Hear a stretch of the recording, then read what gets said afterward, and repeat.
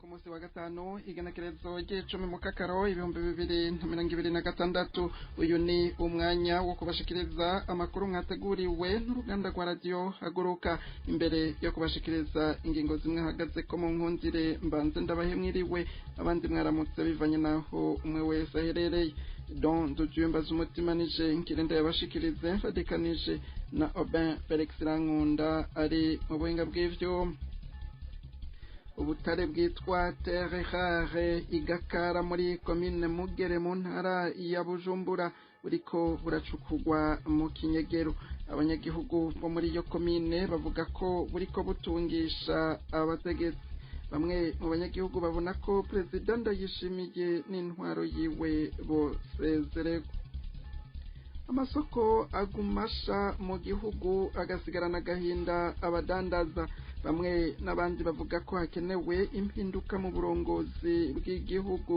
hakaboneka uburongozi bureka ubutungane bugahana inkozi z'ikibi hari n'ayandi ariko mu mpera hari ikiganiro iganuke kazi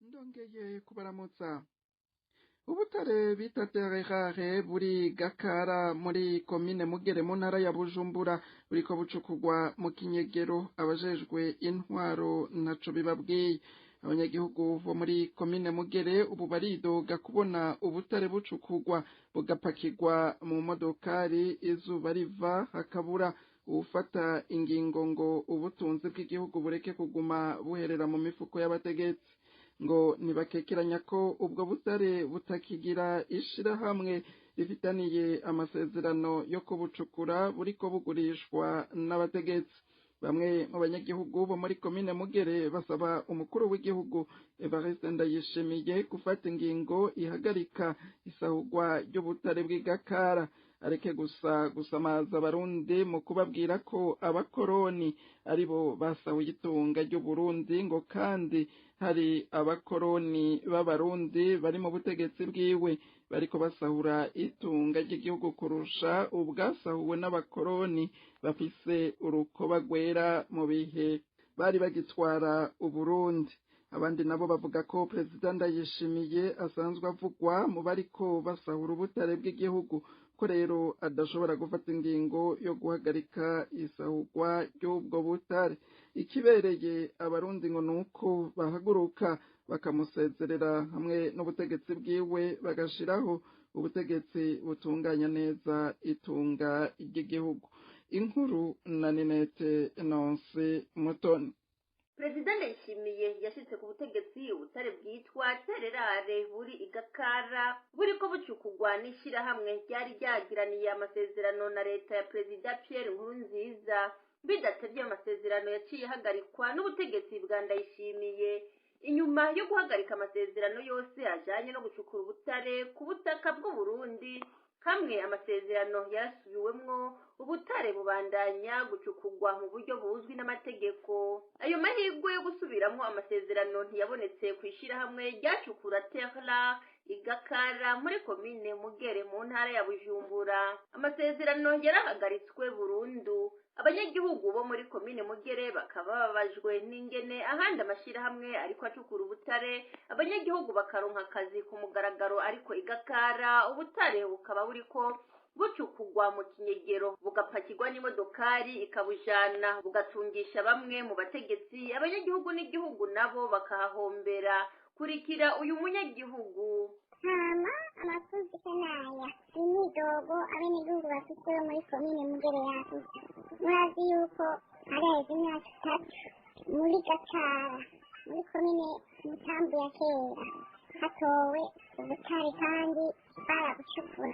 ingene byagenze ko twese ntitumenya porogaramu y'iyi leta dufite ikomoka ku mugambi w'indege perezida yarahagaritse iryo shyirahamwe ryahakorera mugabo ahandi tumva ko yabuguriye bagasubira amasezerano mashasha abantu bakaza ku kivi bagacukura ubutare twebwe rero igitangaje no munsi gucukurwa mu Kinyegero nko ku mitumba ya Gashyirwe n'iyindi hariho abandikiwe kubucukura hagaca haboneka imodoka iduga mu Kinyegero ntituzi iyo modoka mweneyo bakapima abenegihugu bakabugurisha twebwe turakeneye yuko abantu bo muri komine Mugere yagutse cyane cyane abari muri iyo zone ya Gomvyi muri Mutambu ya kera ko borenganurwa ntibarenganurwe koko abakozi basubiye ku kazi abantu bahakora basubiye kuronka ubuzi bakore perezida nabigire nk'uko yabigize ahandi bukazaba ari ubutungane kuko bamwe bariko barahahombera abandi bariko barahahungukira. Abanyagihugu bamwe muri komine Mugere mu ntara ya Bujumbura basaba umukuru w'igihugu gufata ingingo ituma ubutare teha bw'igakara bucukugwa hakurikijwe amategeko. Gushika uyu munsi abo banyagihugu bavuga ko ubutare buriko bucukugwa mu Kinyegero atamutware n'umwe babona yitwararitse kubihagarika. Ubutumwa rero murabudushikiriza umukuru w'igihugu bamwe bakaganza niba ari mu kibazo wa ndani kuko tubibonamo amahinyu ko bamwe bariko baracukura ubutare mu Kinyegero bugurishwa hari imodoka iduga kubutora ibyo ni ibintu bizwi ariko kandi nta mutegetsi n'umwe abibabaye nta serivise zone twumva bibabaye amakuru y'imitumba canke musanteri ntituzi ivyo ari vyo muramutubariza umukuru w'igihugu hama arondere masa yandi mashyirahamwe aza gucukura ubwo butare bagira n'ayandi masezerano ko yabigize ahandi ibikorwa bibandanye. Tubibutse ko Gakara ari hamwe mu hagize isi hafise ubutunzi bwinshi bw'ubutare bwitwa Terha, aho igakara bukaba bwacukugwa n'isosiyete Rainbow Eyafse ku mutahe ungana n'ibice 90% ifatanije na leta y'u Burundi ku mutahe ungana n'ibice 10%. Ubwo butare igakara bukaba buri ahantu hane ahitwa Gasagwe, Murambi y'Epfo, Kiyenzi na Gomvyi. Abandi banyagihugu bamenyesha ko kuba atamutware ahari ahagarika ico gikorwa cyo gucukura ubwo butare mu Kinyegero ari ikimenyetso cy'uko bucukugwa n'abategetsi akaba ari bo buteza imbere abanyagihugu n'igihugu bakahombera. Umukuru w'igihugu Evariste Ndayishimiye ngo naho atabazwa na bamwe ngo afate ingingo ikingira ubutunzi bw'igihugu ngo areke kuza aravuga gusa ko abakoroni aribo basahuye ubutare bw'u Burundi. Uyu munsi mu Burundi ngo hari umukoroni afise urukoba rwirabura ariko asahura ubutunzi bw'igihugu kurusha ubwasahuwe n'abafise urukoba rwera ntashobora guhagararira inyungu z'igihugu. Ikibereye abarundi ngo ni uguhaguruka bagasezerera Ndayishimiye n'ubutegetsi bwiwe bagashiraho ubutegetsi butunganya neza itunga ry'igihugu. Ntibacika intege abanyagihugu bafashe gushika kwa muganga abahahamuwe n'ibintu vyabo vyaraye birahira mu isoko nkuru ya Ngozi. Ayo namwe mu majambo yitwa yihumure yashikirijwe n'umukuru w'igihugu hamwe na buramatari w'intara ya Butanyerera. Kuri uyu wa 10 Mukakaro 2026 Victor Segasago buramatari w'intara ya Butanyerera yishikiye ku isoko nkuru ya Ngozi yarayirashe. Yasavye abanyagihugu gufasha no gushikana kwa muganga abahamutse. Yasavye abatwaye ivy'abandi kubitanga eka n'ababitse ivy'abandi banka kubisubiza ngo boshengezwa mu gipolisi gutyo abatwawe utwabo batunganirizwa. Buramatari w'intara ya Butanyerera akaba yashikirije ko kandi ahahora iyo soko hagiye gusukurwa vuba maze abahakorera basubire kubikorwa. Ivyo bikazokurikiranwa n'umugwi ugiye gushigwaho urimwo n'abahora baserukira abadandariza muri iryo soko. Yagiriye ko amenyesha ko hari umuntu umwe yitavye Imana kubera ihahamuka, aca asaba abanyagihugu gufasha gushikana kwa muganga abahamutse kubera utwabo twahitanywe n'umuriro. Abicishije ku rubuga rwiwe rwa X rwahoze ari Twitter, Evariste Ndayishimiye arongoye Burundi yaremesheje ababuriye ivyabo muri iryo sanganya ryaraye riba kuva mw'ijoro ryo kuwa 9 Mukakaro 2026. Yagize ati nduguruye twa Mugina turatewe umubabaro n'isoko yo mu gisagara ca Ngozi yaraye ihiye aho abenegihugu bahakorera baraye bahaburiye ivyabo. turaremesheje cyane abashikiwe n'ibyo vyago tubasaba kudacika intege ndugaye twamugena biruko mu gihe ibice 80% by'ibidandazwa byari mu isoko nkuru ya Ngozi arivyo vyaraye bihiye biratokombera nk'uko amasoko yacu mu bajejwe intwaro mu ntara ya Butanyerera abishikiriza. Iyo soko ya Ngozi ikaba yari ifise ibibanza 1,400 vyo kudandarizamwo. Kuva mu mwaka w'2005 iyo soko imaze gusha inshuro zitatu. Gushika ubu ico uwo muriro wavuye ko ntikiramenyekana. Bamwe mu banyagihugu Ingozi bavuga ko bibabaje kandi kubona isoko ya Ngozi itagira amazi. Kizimyamwoto yaje kugerageza kuzimya ngo yavoma kure isanga umuriro warandagase. Yaje kuvoma mu myonga ikamarayo nk'ikiringo c'isaha itaragaruka. Abatari bake baguma bumva uko amasoko agumasha mu gihugu kuri ino ntwaro ya CNDD-FDD hakaba amajambo gusa yo kuvuga ngo abahishije ivyabo ntibacike intege yamara amasoko ntakingirwe bikwiye. Bashikiriza ko ayo majambo atacavuze. Intwaro ikomoka ku mugambwe CNDD-FDD bayagiriza kutitaho ineza y'umunyagihugu ngo irakwiye gusubirizwa. Tubibutse ko kuva ku wandwi Rusama 2026 gushika mu ijoro ry'uwa 20 rishira 21 Ruheshi 2026 ayandi masoko atatu yaramaze gusha. Isoko ya Kinama mu gisagara ca Bujumbura yarahiye ku wandwi Rusama 2026 hatikiriramwo ibintu bifise agaciro karenga imiliyoni 400. Ku mugoroba wa 29 Rusama 2026 isoko ya Kijambere ya Cibitoke yarahiye. Amaduka 10 yuzuye ibidandazwa akaba ariyo yahiye aratokombera muri iyo soko. Abantu baburiye ivyabo muri iyo soko bakaba bari bashikirije ko bagize agahombo kadasanzwe, bakemeza ko bizobagora kwishura amadeni bafitiye amabanki. Umuriro ukaze cane hagati mu ijoro ry'uwa 20 rishira 21 Ruheshi 2026 waradutse mu isoko ya Jabe. Bamwe mu bakorera muri iryo soko bamenyesheje ko uruhombo bagize rudasanzwe. Mu basanzwe bahacururiza imbaho bavuga ko ufise umutahe muto wari uw'amafaranga yababa imiliyoni 15.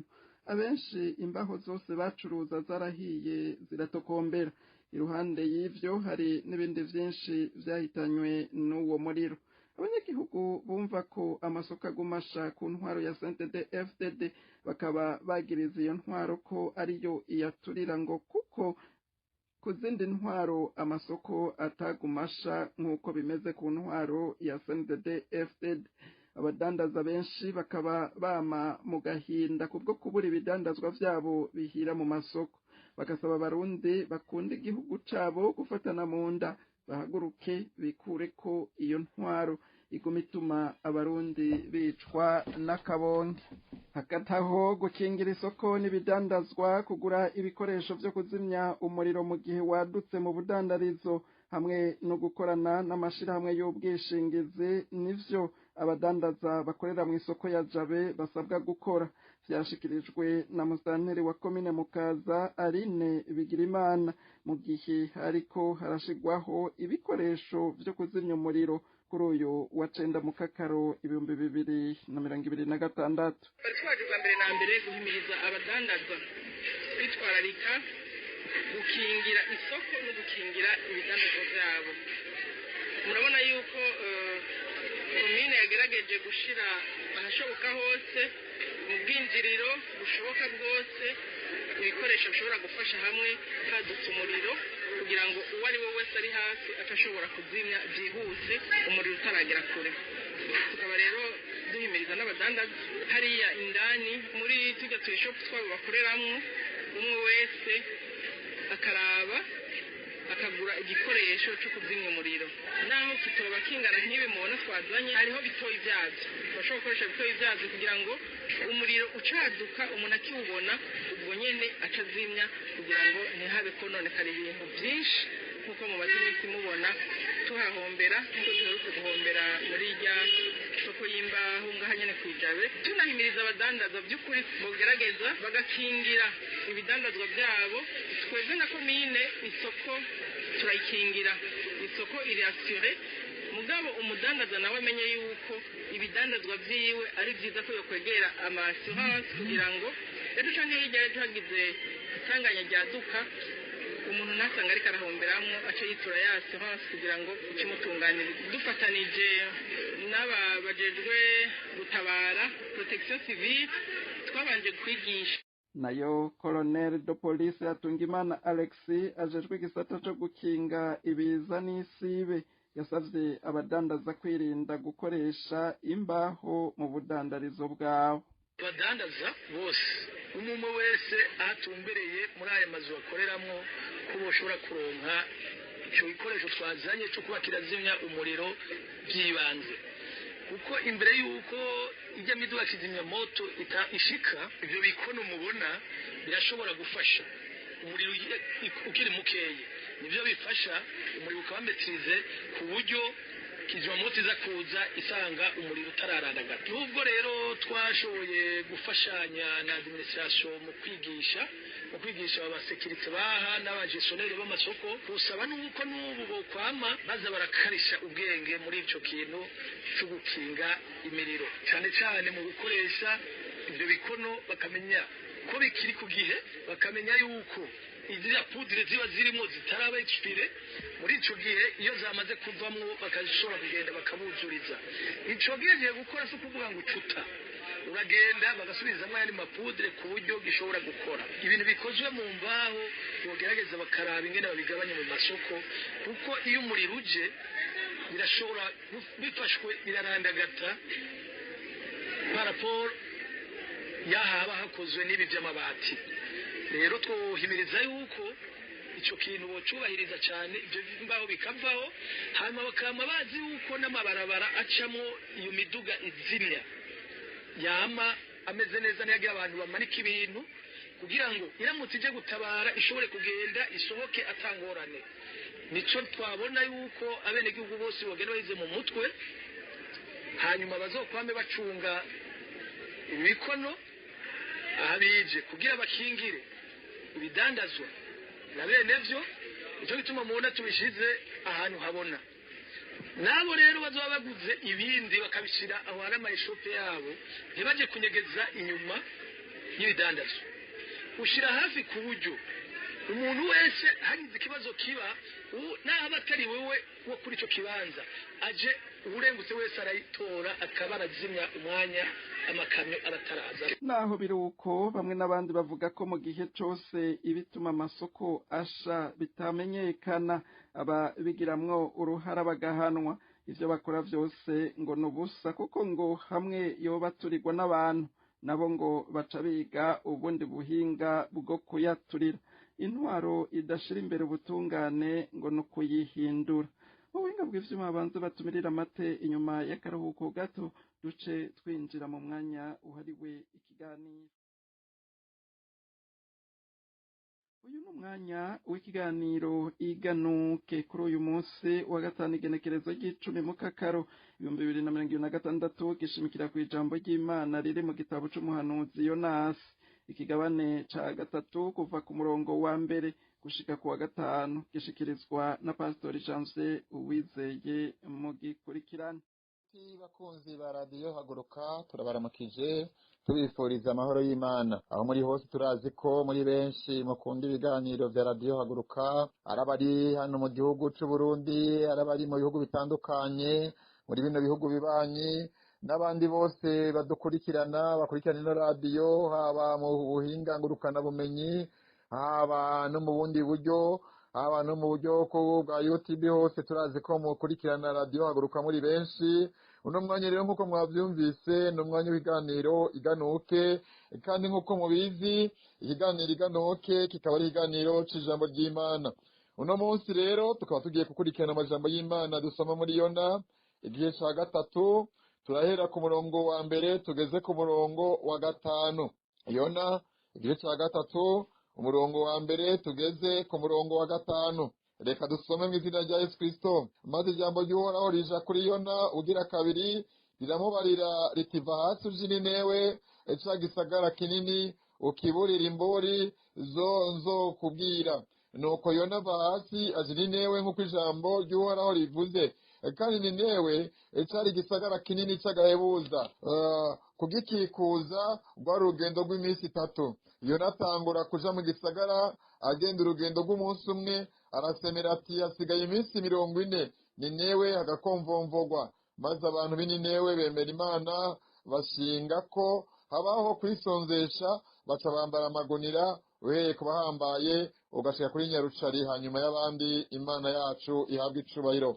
Nshuti bakunzi, nk'uko muvyumvise amakuru ya Yona mwari maze kuyumva, cyane cyane ko akunda gusoma Bibiliya, murazi Imana ituma Yona ngo aje kuburira igisagara c'Ninewe, aho yanakwevye aho kuja Ninewe afata ubundi bwato buja ahandi, kugezaho Yona urupfu rwamumize, ariko ruja kumudahwa ku nkombe y'umusozi canke ku nkombe y'Ninewe. Baritabare cane, ndaza amakuru menshi ya Yona abenshi murayazi, kugeza igihe yari yanse aho Imana imutumye, maze afata ubundi bwato buteza ibibazo kugeza ubwo bamutaye mu kiyaga. Ayo makuru murayazi. Rero sirezwe tugiye kuvuga kuri kino gice cya gatatu, aho tugiye kuvuga ko ninge noneho mu nyuma yemeye akagenda atangura kuburira igisagara c'Ninewe, atangura kubabwira ko hasigaye iminsi 40, hanyuma kandi mu gihe azobatumviye Imana izomanuka ikaharandura. Imana utabare cyane.